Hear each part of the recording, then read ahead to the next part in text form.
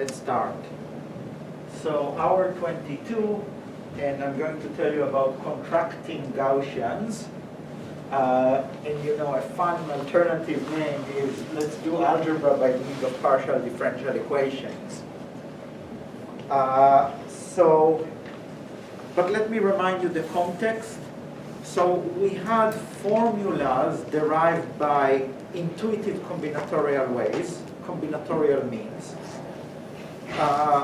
And then we checked them and they worked. And in fact, were useful to get knot invariants. And there is a lot more to say about these knot invariants, and a lot more will be said. But for now, but somehow there was some rigor lacking. So the purpose of today is to reinsert this rigor. It's not clear to me if it's necessary, because you see, to me, if something verifies, it means that rigor is like a technical issue. But this rigor also will give us some more information that will be useful later. So it's not a waste of time. Anyway, let me remind you what was the issue.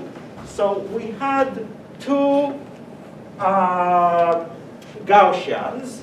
So omega 1 e to the q1. And I was thinking of it as a morphism from A to B, which you know, this is invented notation, but what I mean is that it has, all of the things have Greek variables labeled by A and Latin variables labeled by B, okay?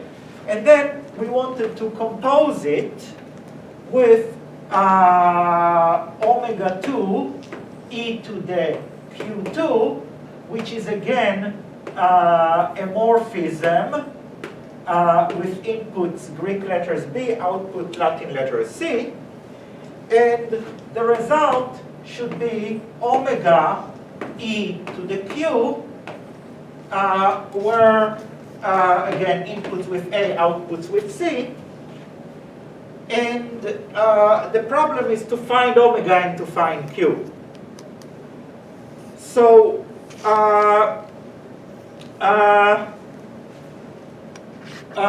well, Q here is a quadratic, so it actually decomposes into three parts: a Greek part, a Greek Latin part, and a Latin Greek part. Sorry, and a Latin part. And omega is a scalar, so actually there are four quantities we need to compute. And all the formulas look nearly the same, if you remember. I'm not going to rewrite them, but the formulas look nearly the same. So there ought to be a way to uniformize it. So let me uniformize it for you. So let me remind you how omega e to the q is defined. So one way is to turn all the letters in B to differentiations and differentiate the letters in B that appear here. Another way is to turn all the Greek letters here into differentiations and to apply them to the Latin letters here. But again, this is symmetric, and maybe the loveliest way to do it is as follows. You say, and I think this is one of the formulas I wrote. So it's e to the sum over all b's, so all over I in B, of the partial derivative with respect to zi, the partial derivative with respect to zi, of the product of the two things. So basically I multiply the two things. All of this evaluated at all the zi and all the zeta I are equal to 0. So basically I multiply the two quantities and I apply an equal number of derivatives with respect to the Greek letters and the Latin letters, right? Because when you exponentiate this, you just get sum of powers of this differential operator. So you end up applying an equal number of derivatives with respect to Latin and Greek letters, and they're actually paired. Which means, sorry, and then you evaluate at zi and zeta is equal to 0. So it means that you're looking inside this for terms in which zi and zeta I appear with equal powers, exactly equal powers. So that's the same formula as the other formula, or all the other formulas for the contraction. Okay. Oh, sorry, and I should say, this assumes that there are no name clashes. So assuming that, you know, there are no accidental Latin letters in C that are equal to the Latin letters in B. So so basically this is assuming B intersect C is equal to A intersect C is equal to the empty set. But you know, if this assumption doesn't hold, you just rename some variables.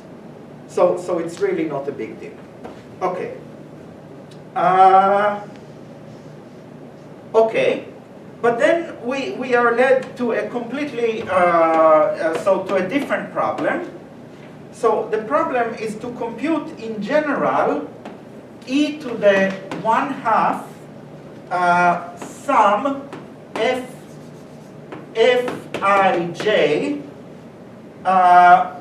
dzi dzj applied to some expression E. So calligraphic E usually for me stands for random expression. So I want to compute this differential operator applied to E with the substitution all the zi's are equal to 0, and I will soon give it a name. But why is this the problem I care about? So E becomes, so this part here, this thing here, oh sorry, so I suppose, sorry, what's going on here? So here, zeta and z play exactly the same role. Okay? So there's no, so the question is, can I deal with them together? So really, I should have switched to Arabic letters, which would stand for either Latin or Greek.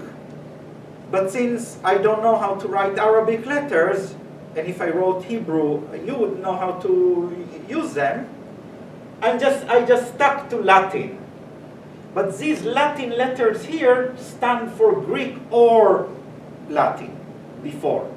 So, okay? So if E is equal to that, then for some choice of the zi's, so basically the list of zi's should be twice as long as the length of B, because some of the zi's stand for the Latin letters and some of them for the Greek letters.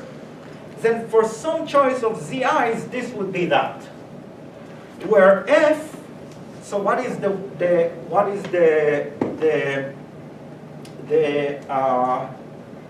what is F?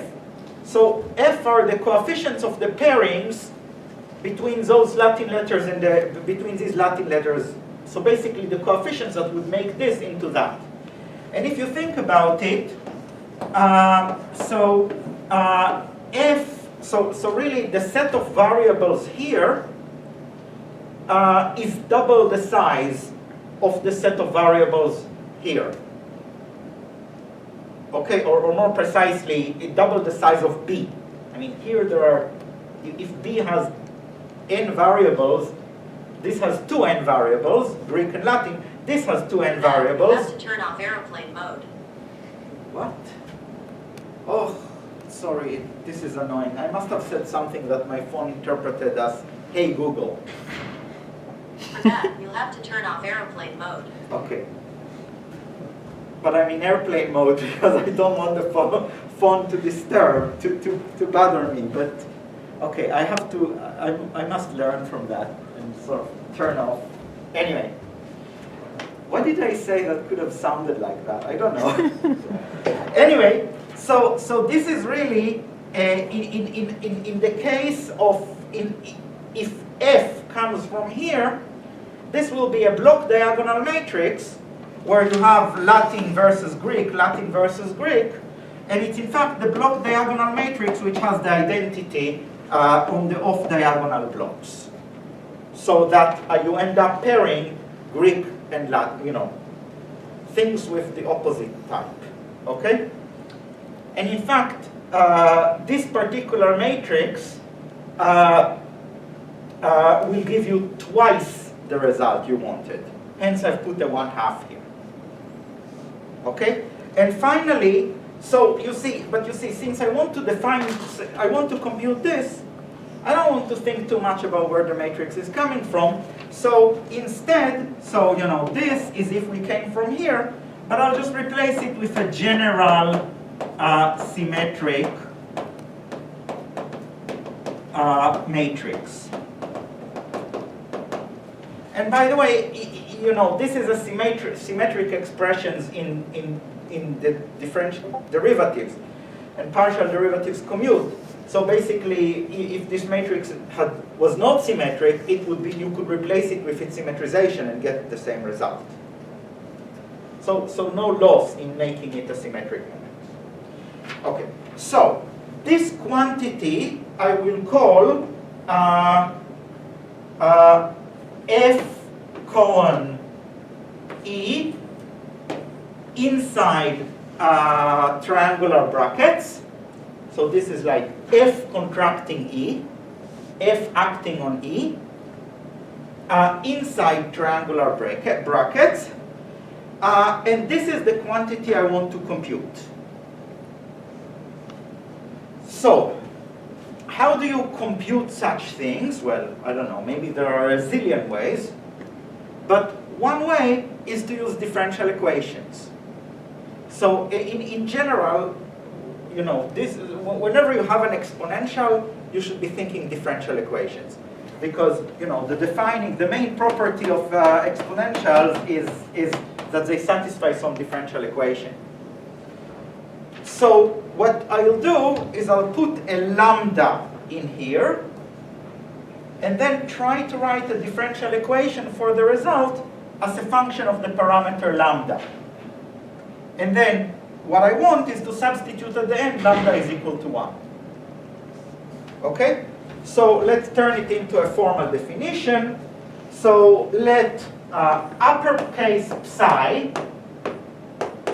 this is the function we want to compute, or the thing we want to compute, let it be the thing that I will call square brackets, lambda f applied to E,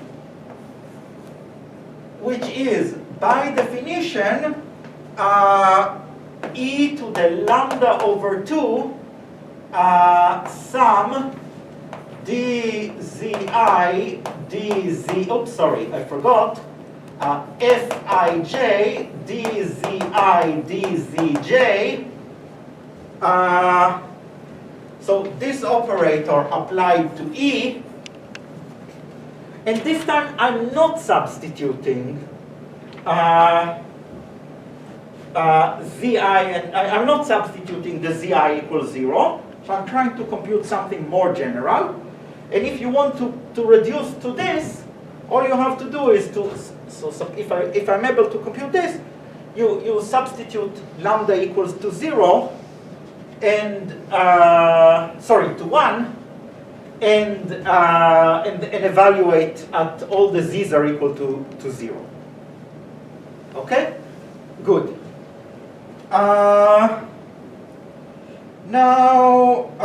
Okay. Again, everything is about exponentials, right? There is an exponential here, and in fact, even this expression, well, now I wrote it as a general expression, but it came from here, which is the exponent, the bulk thing here is the exponential of a quadratic, so it's an exponential. Okay?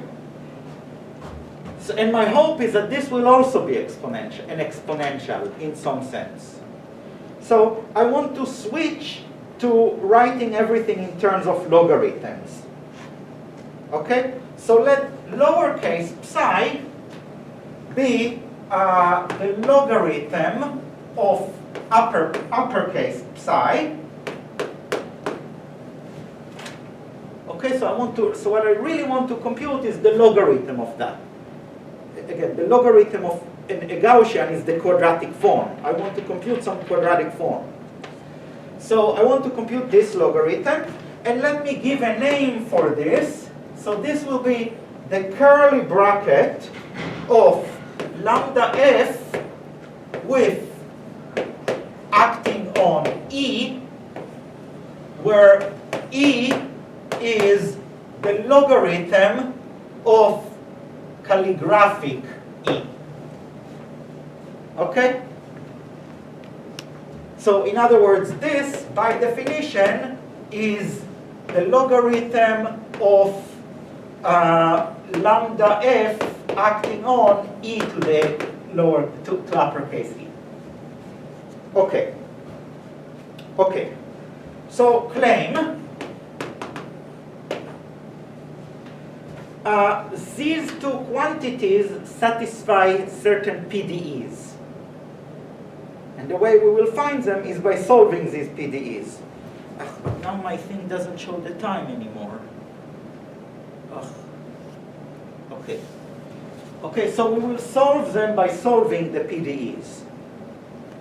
So let us figure out what are the PDEs.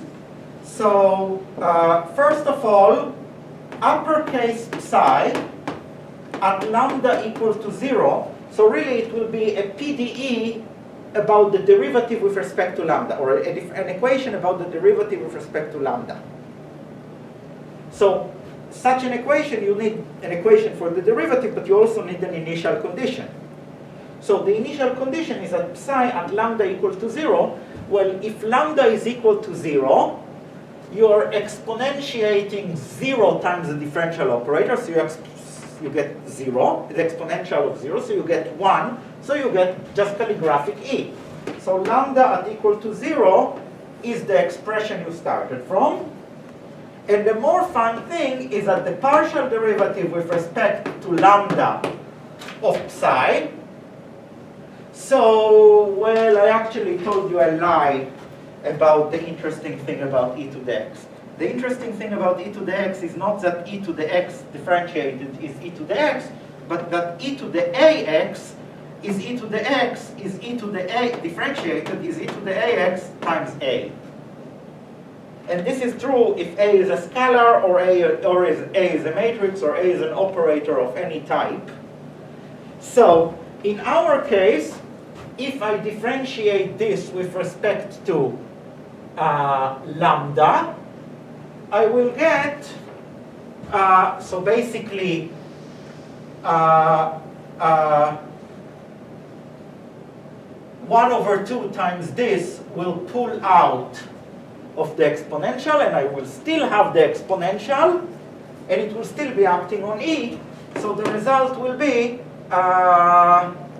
lambda over 2, no, not lambda over 2, 1/2, and differentiated with respect to lambda, sum Fij dzi dzj acting on the same E. So if you have seen the Schrödinger equation or the heat equation, this is a cousin. So basically, the Schrödinger equation and the heat equations are special cases of this for different values of f. Okay, for different, if f is imaginary, then it's the Schrödinger equation. Right? If f is an imaginary multiple of the identities, then this is the Schrödinger equation. And if f is a real multiple of the identity, then this is the heat equation. But this is a more general thing.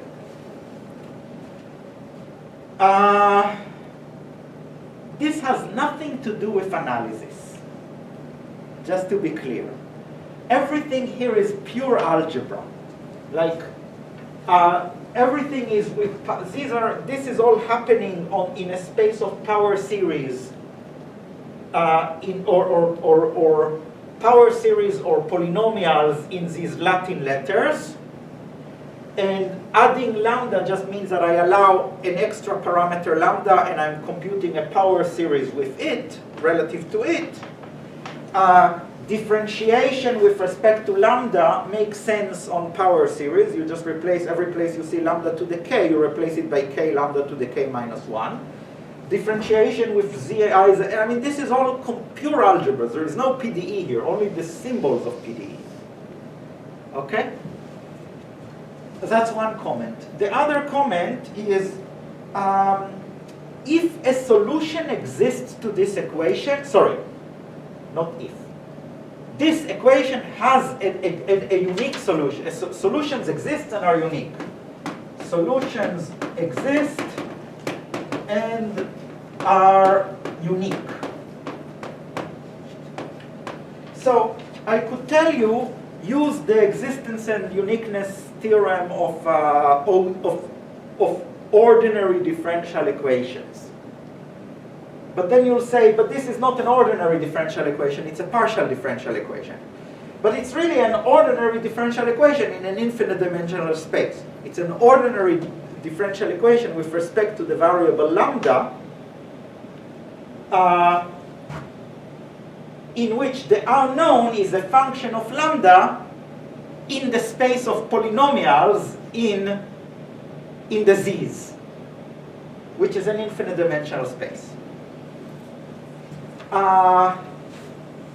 So you'll need to think a little bit why the differential equations, the uniqueness and existence of solutions of ODEs works in this case. Even though I told you this isn't analysis at all, and that theorem is certainly a theorem from analysis. But it's much easier to reprove it from scratch. So let's reprove it from scratch. Okay? The unknown here, psi, is a power series in lambda. Let's determine it degree by degree in lambda. So, the coefficient of lambda to the power 0, in other words, the constant term with respect to lambda, is, you get it by substituting lambda equals to 0, and it was given. Now let's figure out the coefficient of lambda to the power 1. So the term proportional to lambda. That coefficient, if you differentiate it with respect to lambda, will become a power series. What am I doing? Sorry, this is not E. This is psi. This is the exponential of the sorry, this is psi. Right? I mean, this is, right? I'm sorry. If you differentiate this, you get the partial derivative going down, but then you get but you still get the exponential acting on E, but the exponential acting on E is psi. Sorry. So let's go back. So now I want the coefficient of lambda to the 1 in E. Its derivative with respect to lambda, well, if you differentiate something with respect to lambda, if you differentiate lambda to the 1 with respect to lambda, you just get 1. So the coefficient of lambda to the 1 will become independent of lambda over here. So it will be determined by the part of this which is independent of lambda, which is psi, or a certain differential operator applied to psi at lambda equals to 0. But psi at lambda equals to 0 was already found. So therefore I can know the coefficient, the coefficient of lambda in psi, and it is determined uniquely. Now, the coefficient of lambda squared in psi, right? I have to find a power series, so I'm finding it degree by degree. The coefficient of lambda squared in psi is determined by the fact that if you differentiate this with respect to lambda, you get, well, twice this coefficient times lambda. So I need to look at the term proportional to lambda here. The term proportional to lambda here will come from the term proportional to lambda in psi and apply to its own differential operator. But the term proportional to lambda in psi was already determined. And so on. So basically, by induction on powers of lambda, you find that the solution exists and is unique. Okay? Good. So claim number 2. So I want to say a similar thing for lowercase psi. So for lowercase psi, the differential equation is as follows. So lowercase psi at lambda equal to 0 is, so basically at lambda equal to 0, I need to take the logarithm of this at lambda equal to 0. So I take the logarithm of e, so it's lowercase, it's uppercase e. And I claim that the derivative with respect to lambda of lowercase psi is equal to 1/2 sum over I and j, same as here, Fij multiplying the second derivative dzi and zj of psi plus dzi psi multiplied by dzj psi. I'll prove this in a moment, completely algebraically. But before proving it, let me say that this statement still holds for exactly the same reason. So before we had a linear PDE. This is a non-linear PDE because the right-hand side is non-linear. But the exact same argument, it just doesn't matter. The exact same argument proves existence and uniqueness of solutions, just degree by degree. Okay? Anyway, why is this true? Okay, so number 1 was proved as I was describing it, so I don't need to prove it. Number 2, I need to prove. So how do I prove number 2? Well, I simply substitute e to the lowercase psi into the uppercase psi and see what is the differential equations that I get for lowercase psi. So, proof of 2, substitute e to the psi into psi in equation number 1. So what do we get? d lambda e to the psi. Psi is a function of lambda, so I mean this is not trivial. Is equal to 1/2 sum over I and j of dzj sorry, I forgot the Fij dzi dzj e to the psi. Okay? God, I hope it will come out right. So, okay. When you differentiate by the chain rule is of course a theorem in algebra if it wasn't clear. But I mean, it's true in algebra.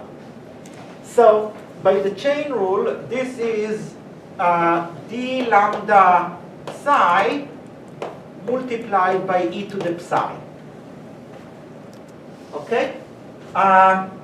So this should be equal to, okay, so 1/2 sum Fij dzi. So let me differentiate this with respect to zj. So I get, right, so if I differentiate e to the psi with respect to zj, I get dzj e to the psi times e to the psi, again by the chain rule, right? And now, let's differentiate it with, and now let's differentiate this with respect to zi. So I get 1/2 sum Fij, but now come Leibniz's rule, which is of course a theorem in algebra. So if I differentiate this with respect to zi, I get, if you know, I get, either I differentiate this and keep that, or I keep that and differentiate that. So if I differentiate this, I get dzi dzj e to the psi.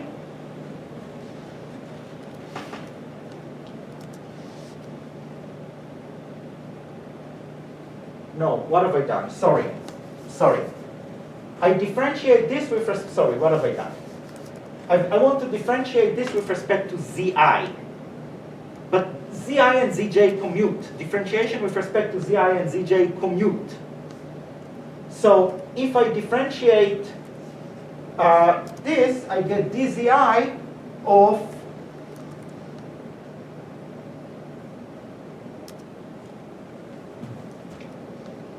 what am I doing? I'm stupid. I'm sorry. This is dzj of psi. Sorry. If you differentiate an exponential, you get, by the chain rule, you get the derivative of the inner function multiplied by the exponential. Sorry. So now I'm differentiating this with respect to zi, and that's simply dzi dzj psi. Plus, the alternative is to apply, times e to the psi. This is Leibniz's rule. Plus, the alternative is to apply the dzi to that. So I'll get dzj psi, and now I'm differentiating this with respect to dzi, so I get dzi psi e to the psi. Okay? I just used the chain rule, nothing. And now e to the psi cancels here, and here, and here, and you're left exactly with the differential equation I wrote. I guess the only difference is that I wrote second derivative as twice differentiate, and here I wrote it as different notation. Okay? Good. So this is the equation I want to solve. You know, everything leads to this. This is the equation that I want to solve. Okay. So I will erase this because there is nothing good to say about it except it's arithmetic, and I want to now solve this equation. Well, I will not quite solve it, right? I will tell you how to solve it in some specific cases. So basically what I want to tell you is that f, so theorem, proposition, I don't know what to call it, proposition. So f applied to any expression that you multiply by a Gaussian, so Gij, Zi, Zj. So if you want to,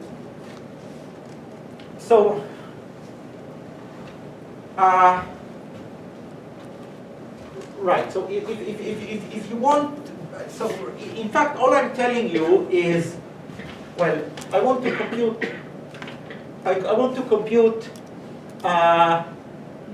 lambda f applied to E, where E is arbitrary, I'm going to tell you how to factor out, if E has a Gaussian part, how to factor it out. Okay? And the E's I really care about do have a quadratic part in them. In fact, they have more, because Q1 and Q2 is quadratic with respect to also the variables in A and in C. So with respect to the variables in B, it's not just a quadratic. It's a quadratic plus a linear term plus a constant term. So this is half the, so this is a part of the result. This is the, I mean, this is the part of the quadratic which is in the variables that get contracted. This may contain more stuff. Okay. Anyway, so the proposition says that this is equal to, oh, sorry, one more thing before I can continue.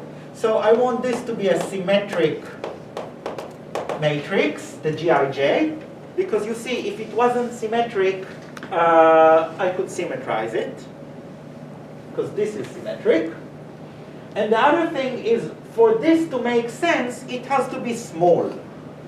So, again, the meaning of small is algebraic. It means it's proportional to h bar. It's proportional to some power, some variable with respect to which we allow to take power series. Okay? But this will be invisible for everything we do. Anyway, here is the claim. The claim is that this is equal to the determinant of 1 minus fg to the power negative 1/2 e to the 1/2, and then the matrix G times the identity minus Fg inverse. So take this matrix and look at its ij entry and multiply it by zi, zj, and I forgot to write summation over I and j, but this is quadratic form, so you have to sum. All of this, to all of this, you apply the contraction with respect to f, to the quadratic form f times 1 minus gf inverse. So instead of contracting with f, you contract with this, and this you applied to E, and you apply the substitution that all the variables in ZB goes to 1 minus Fg inverse ZB. What? So it's a horrible formula. But what has it allowed us to do? It allowed us to factor out a quadratic and replace it by closed form formulas, which might be messy, but at least are closed form, and contractions in which you can say that E no longer has a quadratic part. And contractions in which E no longer has a quadratic part are much easier, as we shall see later. Okay? And then the claim is that if you specialize to the case where F is this matrix, the zero identity 0, and where G is given by whatever comes out of the whole process we did here, so by the quadratic part of Q1 and Q2 with respect to the Greek and Latin variables in B, whatever that comes out to be. The claim is that if you do this, then it reduces to the formulas of last class. Okay? Sorry, and if you also figure out how to handle this, then this reduces to the formulas of last class. Now,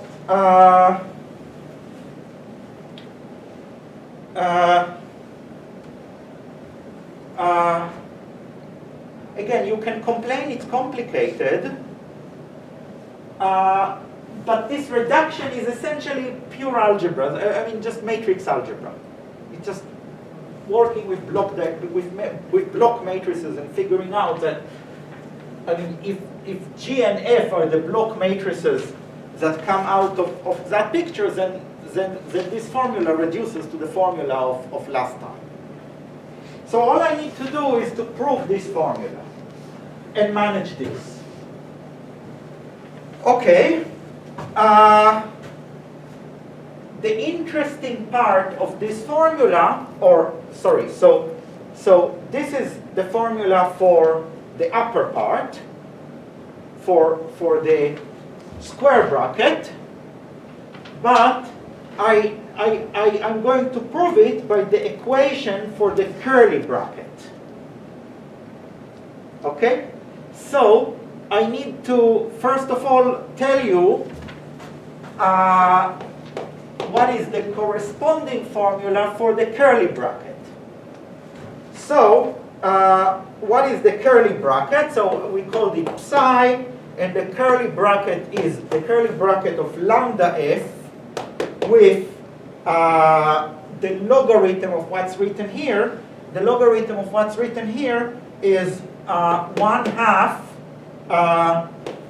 ZB G ZB, more precisely ZB transpose, where ZB is the vector of Z's. You know what, maybe I'll just call it Z. Okay? So Z is just the vector of all the ZI's, plus the logarithm of E, which I will call uppercase E. And the claim is, so I took the, I took the corresponding thing to here, and the claim is that the result is the log of the right-hand side. So what's the log of the right-hand side? It's a sum of 3 terms. So it's the logarithm of the determinant to the power minus 1/2. But you see, okay, logarithm to the power minus of something to the power minus 1/2 is just 1 minus 1/2 times. The logarithm of the determinant is the trace of the logarithm. So I get the trace of the logarithm of identity minus fg plus the logarithm of this is 1/2 Z transpose G identity minus fg inverse Z plus the logarithm of this is the curly, oops, sorry, and I should have substituted, since I've replaced f by lambda f, I should also replace it on the right-hand side. So this is lambda f, and this is lambda f. And the claim is, and the last thing becomes lambda f 1 minus lambda gf inverse colon e, to which you apply the substitution. Z goes to 1 minus lambda fg inverse z. Wow. I didn't say it was pleasant, I just said it's differential equations. Okay, but it's not that bad. So let me call, okay, so this is psi. Let me call this one psi 1, this one psi 2, and this one psi 3. And you see, I need to differentiate psi1, psi2, psi3, so let me have different formulas for the different parts. Okay? Also, for now, let's assume that this part drops. It's important. You can't drop it. You need to know what it is. But I want to get to some point. So for now, let's assume that it drops. In other words, let me do the special case where E is equal to 1, when you're really contracting one Gaussian against another. Okay? So, assume E is equal to 0, temporarily, just for the purpose of the following computation. So, I need to check that psi1 plus psi2 satisfy this differential equation. Yeah? You mean curly E, right? What? Curly E. Oh, no, this is E. Okay. Right, the notation in curly brackets, I use the logarithms. Okay, so I just need to compute all the derivative. So let's see. What is the partial derivative with respect to lambda of psi1? If I'm lucky,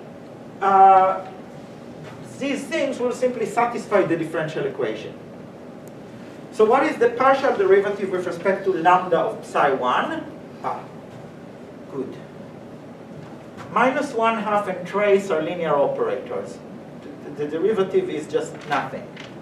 So this is equal to -1/2 the trace of, okay, the derivative of logarithm is 1/. So 1 minus lambda fg inverse times the internal derivative. Right? This is the chain law. So the internal derivative of identity minus lambda fg is negative fg. So I'll just put here fg, and the negative here becomes a plus. Okay.